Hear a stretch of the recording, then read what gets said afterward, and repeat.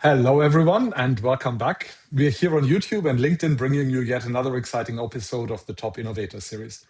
This is where we dive into proven leadership ideas, game changing strategies, and of course, the brilliant minds behind them.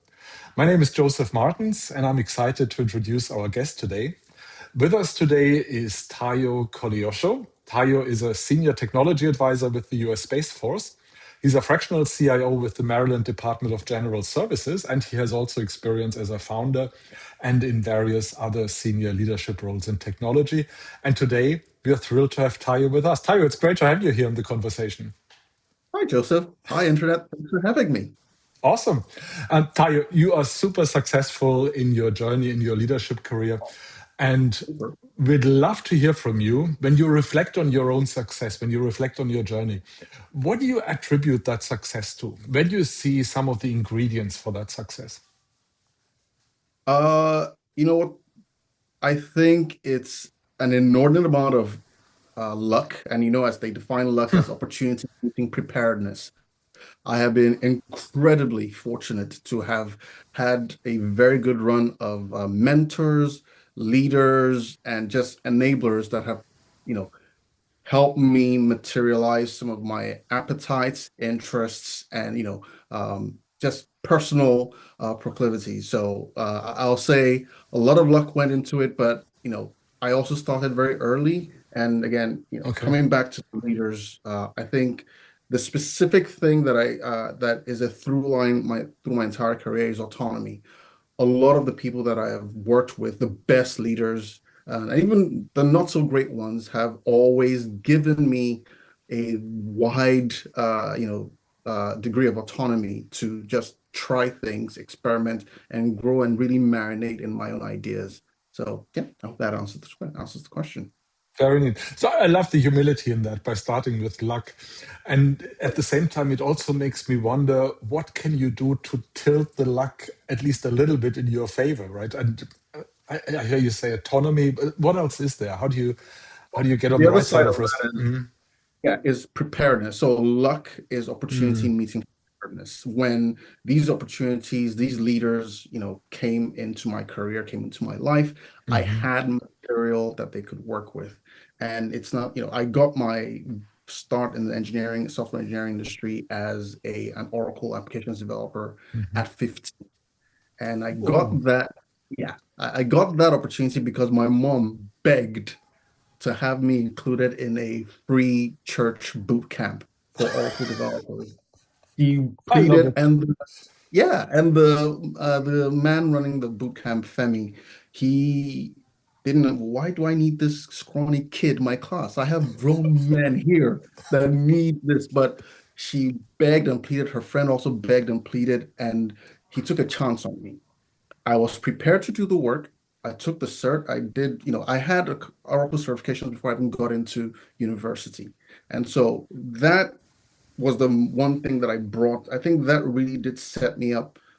It helped me leapfrog a couple of hurdles. But having that preparedness to do the work and, certs, started climbing certs. I had a bunch of, theoretical experience as an application developer before graduating. I did Java certs, I did more Oracle certs. Mhm. So I was always prepared for someone or something to go favorably. Now, I am not the only prepared person out there. I'm sure a ton of people Mhm. did the same kind of prep work, and they're probably not at the same station. So you still need that Yeah. ingredient of the kind of people. My Yeah. both my positions right now are directly as a result of people that fortune has put in my life. I have friends, colleagues, Mhm. acquaintances that have gotten me to this point. But preparedness alone will not get you where you need to go. Yeah. I got it. And a wonderful story. When you think of the advisors that you had, the trusted advisors, the mentors, the people who were by your side, what was some excellent advice that you got from them? Maybe some advice that you're still going back to today. I go back to it. You can see it in my writing all the time. One of the ones that I live by is be loud or be wrong, never both. I learned yeah. Philip, if you're watching That this, is neat. it goes out to you. Yeah. It's one of the first, management lessons that I learned. And it was while I was still kind of rough as a leader, but the premise is what it sounds like. If you're going to be loud, brash, abrasive, or overly confident about something, you better be absolutely sure that you are correct, in like unimpeachable. And nobody can give that level of certainty or certitude. Well, no one reasonable can give that level of certitude about anything they're doing. So being moderated in the way you approach things, being introspective and retrospective about how Hmm. you do everything, if whether it's technical, non-technical, being before you go 100%, you need to have receipt, you need to have proof. And I've been able to apply that to everything. I preach it to everyone that I've managed. I've been able to Hmm. pass that lesson down. That's one of the chief things that I've been able to manage. Another one that I would say comes from a combination of leaders that I've worked with is, you know, with great responsibility should come authority. And Hmm. that's a lesson around autonomy for myself and other people, where if you're charging someone with the responsibility to deliver something, you need to be able to invest the necessary amount of authority for them to be able to maneuver without a lot of overt supervision, hand-holding, and micromanaging. I'll say Got it. those two have been probably the most foundational. I have a couple of aphorisms for myself, but I'll say those two have been very foundational across my entire career. Got it. When you think of your journey again, what was a moment where you were really surprised about something that happens in leadership? So, a situation where you thought you had a clear idea of what to expect, and then it turned out to be completely different. Oh yeah, it was again during my first lengthy stint as a leader, and I was pretty burnt out. I was burning the candle at both ends. I was, doing what I thought was excellent work, running a team, a Okay. large team with no, issues. We did everything by the book, innovation and all of that. And I was still not getting the kinds of career results that I thought should come from that. Mm. And matter of fact, some things are going in the other direction. And, I kind of rage quit. I didn't smash tables or anything, but I was like, you know what? Maybe this place isn't for me. But on the way out, Mm. a senior leader then, a lot of people were annoyed with me for leaving. I had a senior leader that refused to speak with me up until the time I left. Yes, they took it pretty Wow. hard. But one executive that did talk to me, she told me at the time, like, I said, I do good work here. I'm not being appreciated. I'm not getting, what I think I'm owed. And she told me something that at first I laughed at it and I thought, well, this is crazy. But she said, um, hard work by itself does not tell the full story. It's not enough to just do good work. And at the time, what do you mean it's not enough to do good work?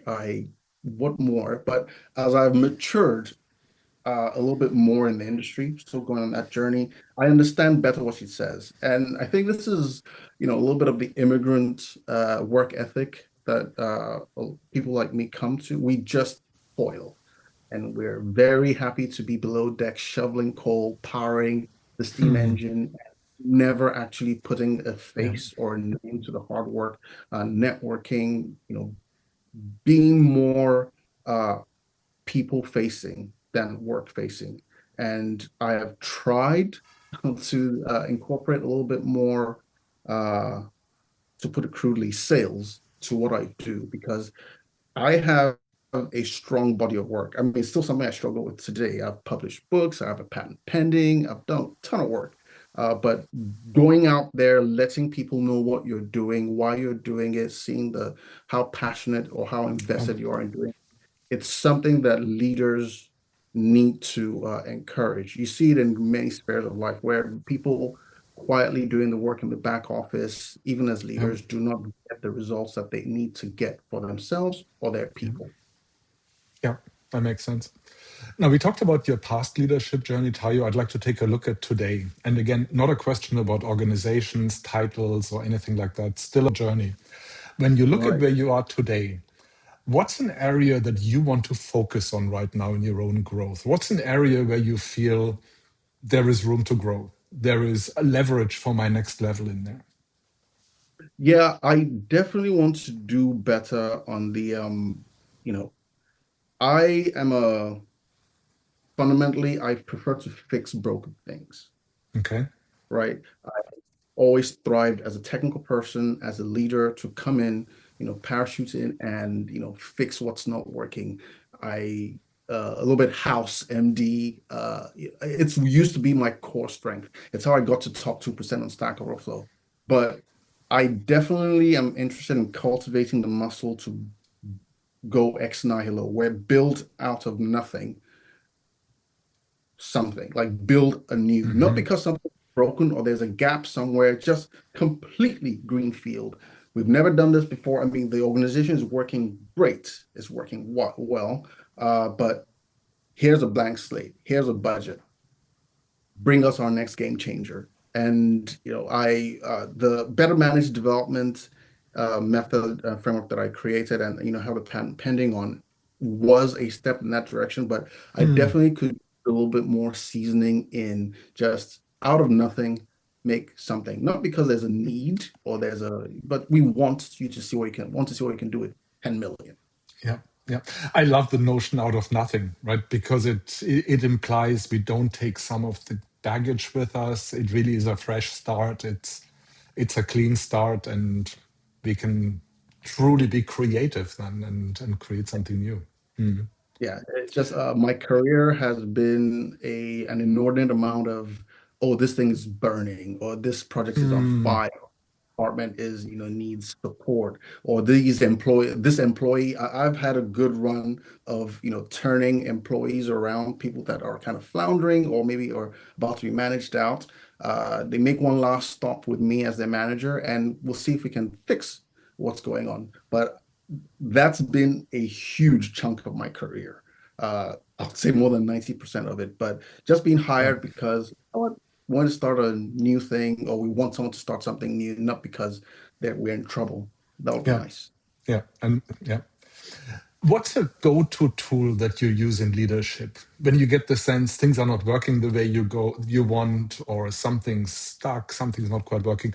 Do you have a go-to tool that you use to unlock, to unfreeze, or to unstick the situation? Uh, I guess food. Okay. Yeah, we mentioned in the pre-conversation that you're really deep into cooking, right? I am To a high very level. food Okay. I am very food motivated. It's Yeah. as a child, my mom will joke that I could be lured away by a kidnapper by someone placing a tray of food, and I'll wind up inside a box. But yes, I like cooking for people. I like breaking bread with people, and so I have resolved conflicts by inviting people over to my house. Like, hey, let me make you a steak. Okay. Yeah, yeah. Interesting. Okay. I have built bridges, and none that you don't have to come to my house. Let's go Yep. out to lunch. Here's a treat that I made. Yeah. Here's something I made. There is something about Yeah. sharing a meal, sharing a Yeah. snack, breaking bread with people. I don't know if Yeah. it's the endorphin rush Yeah. from counting your Yeah. guts or whatever. It does manage. I've had a lot of success with, I have I have stories. Like there was a particular person that I got introduced to as part of a team introduction. And this guy came in and within the first 15, 20 minutes, he had insulted like three people. Uh, it was rude. Yeah. And we just started exchanging knowing glances like, oh, this is that person. This was supposed to be a high level, high functioning crack team, and this person just came, you're an idiot, this is dumb, what are you even doing here, kind of thing. But by the end of the week, we had gone to lunch. I had gone to lunch with him like two or three times, and we were buddies. And I got a little bit of his perspective on how he saw things. I didn't necessarily agree with it, but he took me as a friend. And I guess is another thing. I have a little bit of a I can be considered the asshole whisperer sometimes, if you pardon my French. This is excellent. Okay. I find that, just giving people something sweet, something, enjoyable to eat, it cools the temperature down from time to time. You know, when you first mentioned the food, and this is the go-to strategy if things don't work, my mind went to it's a detachment. It's letting go of the work, it's putting it aside. And I love the way you talk about it because it's so much more, right? Of course, it's putting work aside as well, but the symbolism in sharing a meal, being together over a meal, so much more to it. I really like Eh, that. Yeah. Yeah, And now you even mentioned about the specifics of some sweets that are being shared or particular I meals, right? know. This. Mhm. It's one of the tropes of running engineering teams is you buy the team a pizza or you buy them, at Right. least as developers. I've worked at places where we had snack budgets. Capital One used to give Right. us, I haven't been at Capital One for a while, but they'll give snack budgets and stuff like that. And engineers are not that difficult to please. All things else being equal, you treat them fairly, pay them fairly, give them flexibility of their Yep. work, throw a few snacks their way, and they're just happy to work. And yeah, I'm not even a sweet tooth kind of person, but there's just something about, and you hear about like the brain gut connection, right? Where Right. we have more, pleasure neurons or whatever in the gut. Yeah. I think this might be a little bit of that, right? Where Hmm. people Hmm. just feel better around you because you Yep. fed them. Yep. Could very well be. Yep. Let's take a look at the future now, Tayo. And again, not about organizations, not about titles or so. If we were to have this conversation again in 3 years' time, 5 years' time, something like that, what do you think might have changed about your leadership by then? What's different then? Oof, that's a tough one. And Um, speculate. Speculate. I know we don't have a one of perfect the things crystal ball. I Mhm. Yeah. So a fundamental management thesis that I have been building upon is what better managed development is based on is the no surprises philosophy. I do Mhm. not like surprises as a leader. I don't like surprising my people as a leader. And I don't like surprising my superiors as a leader either. And the fundamental thesis of better managed development and what Let Us Work is supposed to be is eliminating or minimizing the the impact of surprises to a Mhm. leadership team. Mhm. I expect AI to play a bigger role, and that's what BMD is about. That's what my patent pending is about, where you can delegate a lot more of management. Just Okay. dotting the I's and T's, keeping the lights on the shop, keeping it running, minding the shop. Um, Delegate a huge chunk of that to artificial intelligence and machine learning, Mhm. and as a person be able to focus as a leader be able to focus entirely on leadership. So where I would like to be as I would like for myself and even the industry to be in 3 to 5 years is where we can say a machine learning model or an artificial intelligence tool has, plotted out our management course for the year. And I am focused entirely on growing talent, managing, Mm.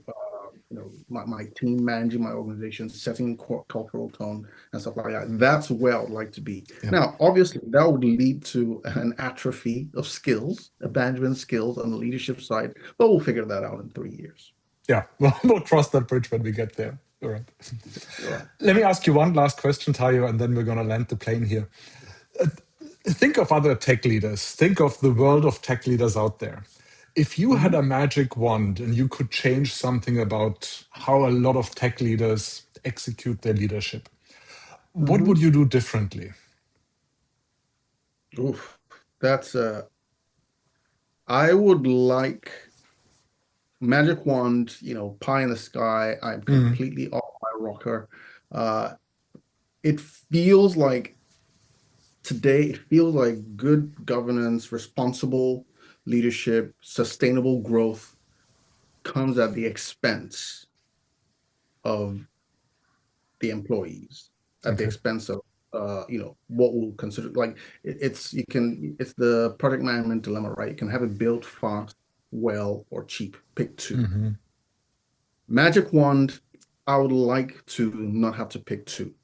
It's Okay. one of the paradoxes of this industry. You look at, people talk about why are these products broken or why can't we ship this thing, only when it's fixed? Because aggressive, robust, good automated testing is expensive and it's bad for business. If you're just looking at it from a business side, if you're going to throw as much time, money, and effort to make sure your product is perfect before shipping it, you're going to lose market share. So coming to a work, setting, an industry where building a great company with great products doesn't mean you have to sacrifice profitability. It doesn't mean you have to lay off a Yeah. bunch of people every couple of years. Yeah. Doesn't mean you have to reward bad behavior, right? So Yeah. but that's not the world we live in. This is Yeah. just not how, right? But magic wand, yeah, if we can have all three legs of the project Yeah. management stool, I'd like Yeah. that. Yeah. I like that a lot. Right. And it's a dilemma that health insurance is also in, with the only two Right. stools of the three are possible, and different countries play different Exactly. ones. So I really like that. Yeah. Yeah, Tayo, it's thank you. tough. Thank you so Thank much. It's you. been a real pleasure having you in the conversation here, and I appreciate your time. All right. Cheers.